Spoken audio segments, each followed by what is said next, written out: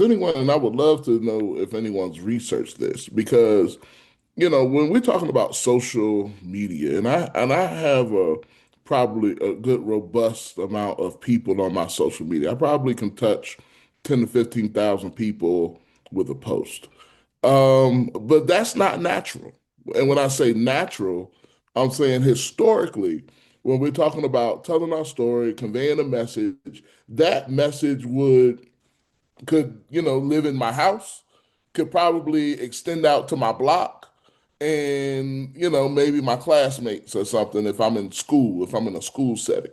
But to be able to communicate to people all over the country or all over the world all at once is not a natural method of communication that probably also provides an extremely high level of dopamine in that kind of response. And I know when I hit a nerve because people will chime in on something and I want to go back to see what they said and I want to think about the right response and so but that's not a natural method of communication. Anyone have any and I'm talking to the panelists for my own self. That's my question.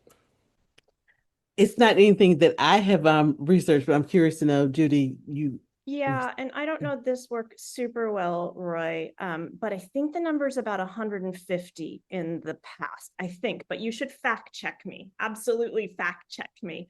And yeah, I mean, we didn't have that reach and and so I'm really curious. Now you made me curious, and I'll find some research later and I can connect with you if you want, Roy, offline, and or anybody. But yeah, no, it is not natural. It is not natural to have the power. It is not natural to then have the pressure to have the power. And we see that in every level of people with that much prestige and power.